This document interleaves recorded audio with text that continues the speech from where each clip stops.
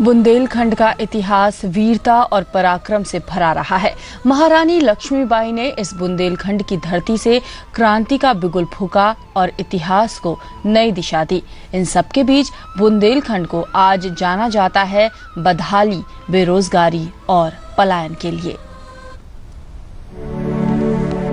जो धरती रानी लक्ष्मीबाई की वीरता की गवाह रही हो, जिसका अतीत गौरवशाली रहा हो, जहां कभी पूरे इलाके में संपन्नता और खुशहाली रहती थी, आज उस बुंदेलखंड को न जाने किसकी नजर लग गई। आज ये पूरा इलाका उस दौर से गुजर रहा है जिसकी कल्पना शायद ही कभी यहाँ के बाशिंदों ने की होगी।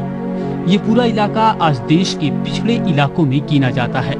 आजादी के 60 दशक बीतने के बाद भी इस इलाके में मूलभूत सुविधाएं न के बराबर हैं।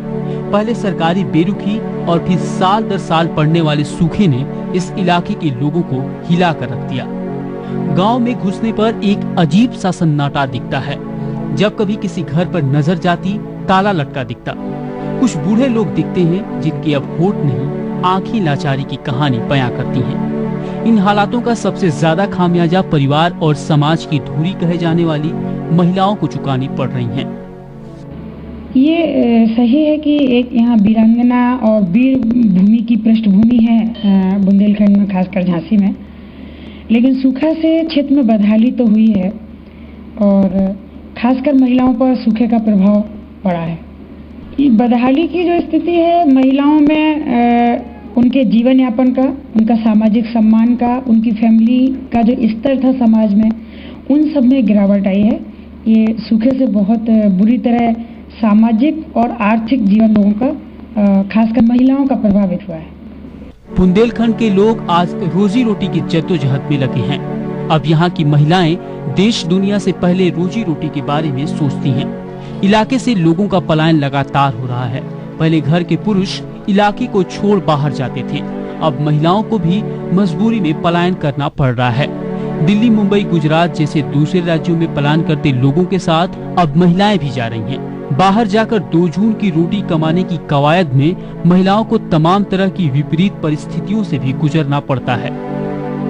निश्चित तौर पर स्थितियां बहुत बदतर हुई हैं। रानी लक्ष्मीबाई और भी कई महिलाएं बुंदेलखंड में हैं, पैदा हुई हैं, जिनके माध्यम से बुंदेलखंड को एक पहचान मिली थी। लेकिन आज पिछले 5 साल में सूखे ने ये स्थिति कर दी कि घर की महिलाओं को, जहां पर्दा प्रथा का बड़ा जबरदस्त चलन है, अपने यहाँ बड़ी सम्मान की दृष्टि से देखा जाता है, घर की महिलाओं को बाहर निकलना पड़ा और उनको मजदूरी करना पड़ी। दिल्ली, बम्बई महानगरों में जाके उन्होंने काम किया, बल्कि वहाँ उनके साथ कई हादसे भी हुए। सुनहरे अतीत पर जब बदहाल वर्तमान हावी होता है तो उसकी तस्वीर बड़ी ही भयावह होती है।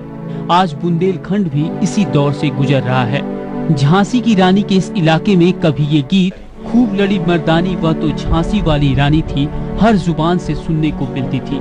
लेकिन गरीबी और बदहाली ने यहाँ के लोगों को इस कदर मजबूर किया कि बहुत से लोग इस गीत को ही भूल चुके हैं। ETV news, Jhansi.